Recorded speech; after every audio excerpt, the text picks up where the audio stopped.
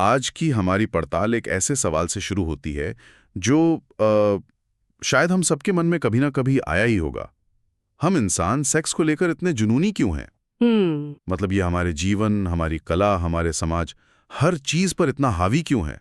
और इस सवाल का जवाब देने के लिए हमारे पास जो स्रोत है वो एक बहुत ही अनोखा रास्ता अपनाता है। हाँ। यह हमें किसी जीव विज्ञानी या समाजशास्त्री की नज़र से नहीं, बल्कि एक काल्पनिक चिंपैंजी वैज्ञानिक की नज़र से हमारे व्यवहार को देखने के लिए कहता है। हाँ, और ये नजरिया कमाल का है। मतलब एक चिंपैंजी हमें इंसानों को देख रहा है और उसका सिर चकरा गया है। बिल्कुल। वो समझ ही नहीं पा रहा कि ये अजीब बिना बालों वाले बंदर कर क्या रहे हैं। तो चलिए आज इसी चिंपैंजी की आंखों से खुद को देखते हैं और परत दर परत ये समझते हैं कि वो कौन सी विकासवादी भगोड़ा प्रक्रिया थी जिसने हमें ऐसा बना दिया, जिसे स्रोत मजाक में होमो परवर्टो कहता है। हाँ, होमो परवर्टो। लेकिन एक मिनट, ये भगोड़ा प्रक्रिया या रनअवे प्रोसेस जो है, इससे स्रोत का मतलब क्या है? सुनने में थोड़ा नाटकीय लगता है। और ये काफी हद तक सही भी है। इसे एक फीडबैक लूप की तरह समझिए। अच्छा। मान लीजिए किसी प्रजाति में मादाएं उन नरों को थोड़ा ज्यादा पसंद करने लगती हैं जिनकी पूंछ थोड़ी लंबी है। तो जाहिर है लंबी पूंछ वाले नरों को संगम के ज्यादा मौके मिलेंगे। ठीक है। नतीजा? उनकी अगली पीढ़ी में पूंछें औसतन और लंबी हो जाएंगी। अब मादाएं और भी ज्यादा लंबी पूंछों को पसंद करने लगती हैं। ये एक अनथीन दौड़ बन जाती है जहां एक गुण हर पीढ़ी के साथ और भी ज्यादा बढ़ता जाता है जब तक कि वो अपनी चरम सीमा तक न पहुंच जाए। बिल्कुल। इसी को रनअवे या भगोड़ा प्रक्रिया कहते हैं। और स्रोत का तर्क है कि इंसानी कामुकता के साथ भी कुछ ऐसा ही हुआ है। अच्छा, तो ये एक तरह का विकासवादी हथियारों का दौड़ जैसा है जहां हर पीढ़ी में दांव बढ़ता जाता है। ये तो वाकई दिलचस्प है। तो चलिए उस चिंपैंजी वैज्ञानिक के पास वापस चलते हैं। वो हमें देखकर सबसे पहले किस बात पर हैरान होगा? जो पहली चीज उससे बिल्कुल बेतुकी लगेगी वो है हमारा फ्लर्ट करने का तरीका। फ्लर्टिंग? हाँ।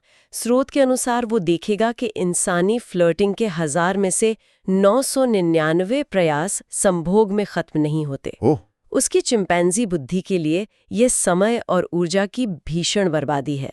वो सोचेगा इतनी बेकार की छेड़खानी, अगर संभोग करना ही नहीं है तो ये सब ड्रामा क्यों? मतलब उसके लिए ऐसा है जैसे कोई रेस्टोरेंट में जाकर सिर्फ मेन्यू पढ़े और कभी खाना ऑर्डर ही ना करे। बिल्कुल सही उदाहरण है। वानरों की दुनिया में तो यौन संकेत बहुत सीधे होते होंगे। बहुत ज्यादा सीधे। उनका एक ही मकसद होता है प्रजनन।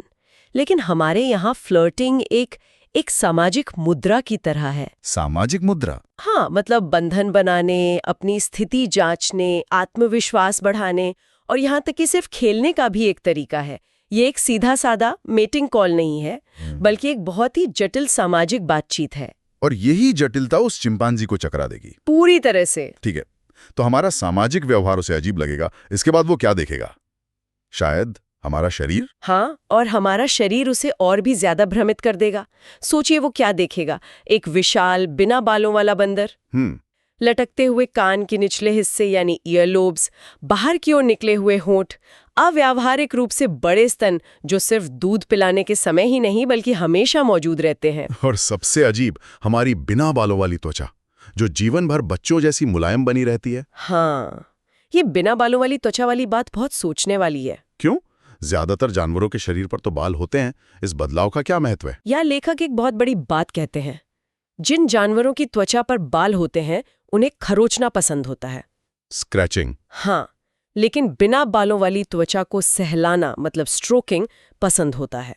ये एक बहुत बड़ा अंतर है। अच्छा। ज्यादातर वानरों में बिना बालों वाली संवेदनशील त्वचा सिर्फ जननांगों तक ही सीमित होती है, लेकिन हमारा पूरा शरीर संवेदनशील है। हमारी त्वचा को छूना और सहलाना अच्छा लगता है, और ये सिर्फ यौन क्रिया तक सीमित नहीं है। बिल्कुल, ये आराम, सुरक्षा और स्नेह का भी संकेत है। और ये सिर्फ त्वचा की सतह तक ही सीमित नहीं है ना?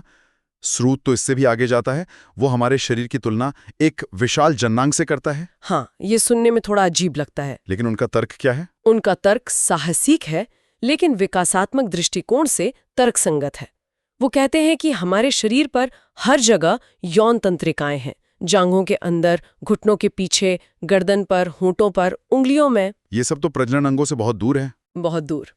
तो लेखक का कहना है कि जब आप एक नग्न इंसान को देखते हैं तो आप असल में एक विशाल फैला हुआ क्लिटोरिस या लिंग देख रहे होते हैं।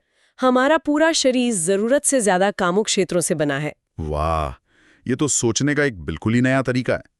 तो वो चिंपांजी वैज्ञानिक जो अपने सीधे साधे शरीर का आदी है, हमारे इस सेक्स ऊतक से भरे शरीर को देखकर सोचेगा, वो सोचेगा इतनी फिजूल खर्ची क्यों, इस सब अतिरिक्त तामझाम का क्या मतलब है। बिल्कुल। और फिर वो हमारे प्रेम निवेदन की प्रक्रिया को देखेगा और उसका दिमाग पूरी तरह घूम जाएगा। हाँ, क्योंकि एक नर चिंपांजी के लिए चीजें बहुत सरल हैं। वो बस अपने शरीर का एकमात्र बिना बॉलों वाला हिस्सा दिखाता है, और अगर मादा तैयार है तो वे सीधे संभोग करते हैं। कोई लंबा चौड़ा ड्रामा नहीं, कोई डिनर डेट नहीं, कोई कविता नहीं, वो किस करना भी जरूरी नहीं समझते, बस काम से काम। लेकिन इंसानों के लिए ये तो एक भूल भुलैया है। हाँ, स्रोत मजाक में कहता है कि एक नर इंसान 10 फीट दूर से अपना इरेक्शन दिखाकर मादा को आकर्षित नहीं कर सकता। नहीं कर सकता। उसे मादा के जननांगों से जितना संभव हो उतना दूर से शुरू करना पड़ता है। गर्दन से योनि तक का रास्ता हफ्तों लंबा हो सकता है। ये लाइन मुझे बहुत मजेदार लगी है ना? लेकिन ये एक गहरा सवाल उठाती है। इतनी मेहनत, इतना समय, इतनी ऊर्जा, क्यों उस चिंपैंजी का सवाल वाजिब है। इस सब अतिरिक्त का उद्देश्य क्या है? और यही हम इस पड़ताल के केंद्र में पहुंचते हैं। वो चिंपैंजी वैज्ञानिक बार बार यही सवाल पूछता है, इतना अतिरिक्त सेक्स, इतने अतिरिक्त कामुक क्षेत्र, इतना अतिरिक्त प्रेम निवेदन, इसका मतलब क्या है? और स्रोत इसका क्या जवाब देता है? एक बहुत ही सरल और शक्तिशाली जवाब। ये सब परिवार को बनाए रखने के लिए है। परिवार को बनाए रखने के लिए? ये तो पूरी सोच को ही पलट देता है। मतलब आमतौर पर हम मानते हैं कि प्यार और बंधन सेक्स का एक नतीजा है, लेकिन ये स्रोत कह रहा है कि असल में हमारा पूरा यौन व्यवहार ही प्यार और बंधन को बनाने के लिए विकसित हुआ है। बिल्कुल, और ये इतना जरूरी था कि इसने हमारे शरीर के दूसरे विकासवादी दबावों को भी पीछे छोड़ दिया, जैसे कि ऊर्जा बचाना। हाँ, हमारे बड़े स्तन, लिंग और सबसे बढ़कर हमारा बड़ा दिमाग, इन सब को बनाए रखने में बहुत ज्यादा कैलोरी खर्च होती है। अकाल के समय ये एक बहुत बड़ा बोझ हो सकता है। लेकिन हमारे पूर्वजों के लिए बच्चों का जीवित रहना उससे भी ज्यादा जरूरी था। हाँ, एक इंसानी बच्चे को वयस्क होने में लगभग 2 दशक लगते हैं। सिर्फ माँ के लिए अकेले ये काम करना लगभग असंभव था। तो उसे पिता की मदद की जरूरत थी। और पिता को वहां रोके रखने के लिए एक मजबूत बंधन की जरूरत थी।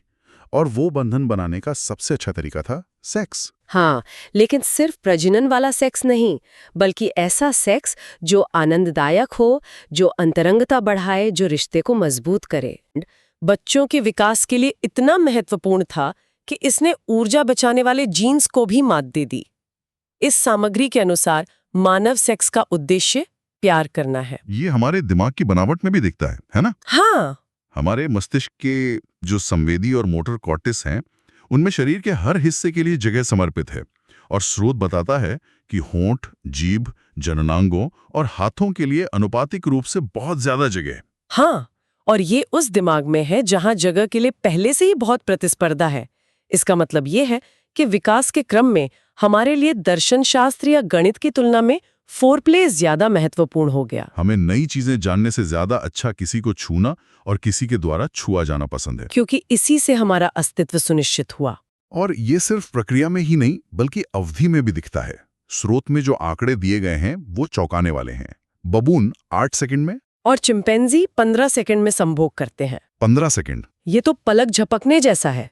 लेकिन इंसानी सेक्स फोरप्ले से लेकर संभोग तक औसतन 100 गुना ज्यादा लंबा होता है। 100 गुना? और इस गणना में वैज्ञानिकों ने प्रेम निवेदन के हफ्तों और संभोग के बाद के आलिंगन को तो शामिल भी नहीं किया है। अगर वो सब जोड़ लें तो ये अंतर 1000 गुना हो सकता है। तो उस अतिरिक्त समय में हम क्या कर रहे हैं? सिर्फ जीन ट्रांसफर तो नहीं कर रहे? नहीं, हम बंधन बना रहे हैं, हम संवाद कर रहे हैं। और इसी बात को और पुख्ता करने के लिए एक और तथ्य है। उपजाऊ मानव मादाओं का 3/4 सेक्स गर्भाधान की 0 संभावना के साथ होता है। 0 संभावना? हाँ, उनकी माहवारी के चक्र में बस कुछ ही दिन होते हैं जब वे गर्भवती हो सकती हैं। और हमारी प्रजाति की मादाएं गर्भावस्था के दौरान, रजोनिवृत्ति के बाद और बुढ़ापे में भी संभोग की इच्छा रखने में अद्वितीय हैं। तो अगर हम विशुद्ध प्रजनन के दृष्टिकोण से देखें तो ज्यादातर इंसानी सेक्स व्यर्थ है? प्रजनन के लिए व्यर्थ, लेकिन बंधन के लिए आवश्यक। ये सब उसी एक उद्देश्य की ओर इशारा करता है, जोड़ी को एक साथ रखना, ताकि बच्चे सुरक्षित रूप से बड़े हो सकें। बिल्कुल, ये एक तरह का सुपर ग्लू है जो परिवार को जोड़े रखता है। तो इस सब का मतलब क्या है? अगर हमारी कामुकता इतनी जटिल और रचनात्मक है और इसका मुख्य उद्देश्य बंधन बनाना है, तो ये प्राकृतिक और अप्राकृतिक की बहस को कैसे प्रभावित करता है? यहाँ लेखक एक बहुत ही शक्तिशाली तर्क देते हैं। क्या? वे कहते हैं कि जो लोग कुछ यौन प्रथाओं को अप्राकृतिक कहकर उनकी निंदा करते हैं, वे विकासवादी दृष्टिकोण से पूरी बात को ही गलत समझ रहे हैं। वे यहाँ मान रहे हैं कि सेक्स का एकमात्र प्राकृतिक उद्देश्य प्रजनन है। लेकिन हमने अभी देखा कि इंसानों के लिए सच नहीं है। बिल्कुल नहीं। तो स्रोत के अनुसार प्राकृतिक क्या है? स्रोत के अनुसार मानव का जो विचित्र यौन व्यवहार है, जिसे वो मजाक में परवर्जन कहता है, वही हमारे लिए प्राकृतिक है। वही प्राकृतिक। हाँ, क्योंकि उसका उद्देश्य प्रजनन नहीं बल्कि विवाह या जोड़ी के बंधन को बचाना है।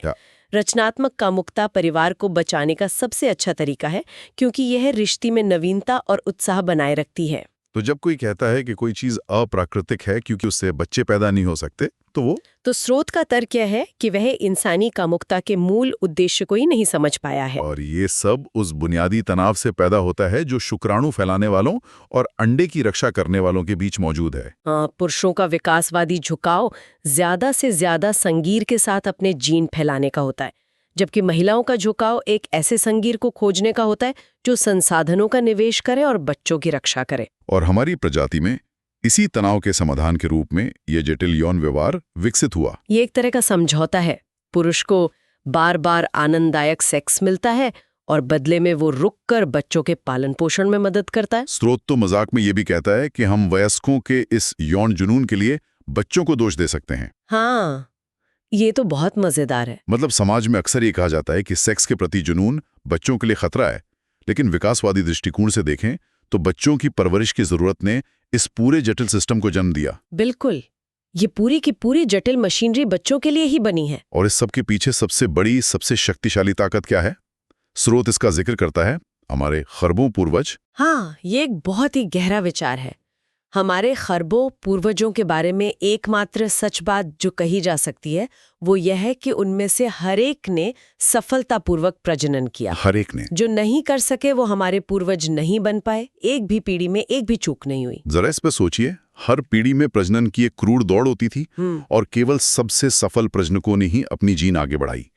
ये इच्छा, ये प्रजनन करने की जरूरत हमारे शरीर और दिमाग में सबसे शक्तिशाली शक्ति है। ये हमारे सभी पूर्वजों की इच्छाओं का संचित रूप है जो लाखों सालों में और भी शक्तिशाली हो गया है। और यहाँ स्रोत एक बहुत बड़ा दावा करता है। वो कहता है कि हमारी बाकी सभी इच्छाएं इसी एक मूल इच्छा की उपजरूरतें हैं। सभी इच्छाएं? हाँ, प्यार की हमारी भूख, हमारी महत्वाकांक्षाएं, सुंदर चीजें बनाने की हमारी इच्छा, हमारी जिज्ञासा, यहाँ तक कि मौत का डर और ईश्वर की तलाश, ये सब अंततः जीन के प्रजनन की सेवा के लिए विकसित हुआ है।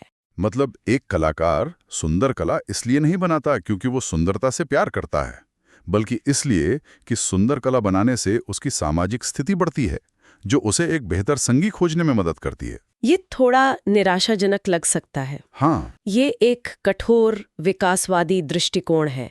ये हमारी सबसे उच्चतम प्रेरणाओं को भी एक जैविक जरूरत से जोड़ता है, लेकिन इसका मतलब ये नहीं है कि वो भावनाएं वास्तविक नहीं हैं। प्यार वास्तविक है, कला का आनंद वास्तविक है। स्रोत सिर्फ यह कह रहा है कि इन सब चीजों की जड़ें उसी एक शक्तिशाली प्रजनन अभियान में है। तो आज की इस गहरी पड़ताल को समेटते हैं।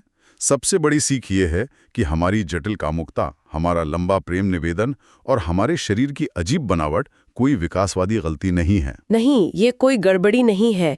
ये बच्चों के पालन पोषण की अनोखी और कठिन चुनौती का एक बहुत ही सुंदर और जटिल विकासवादी समाधान है। ये केवल बच्चे पैदा करने के बारे में नहीं है। तो हमारी सारी अजीबोगरीब आदतें, हमारा सारा ड्रामा, सब कुछ उसी एक महान उद्देश्य के लिए है। और ये श्रोताओं के लिए एक विचार छोड़ जाता है जिससे स्रोत भी समाप्त होता है।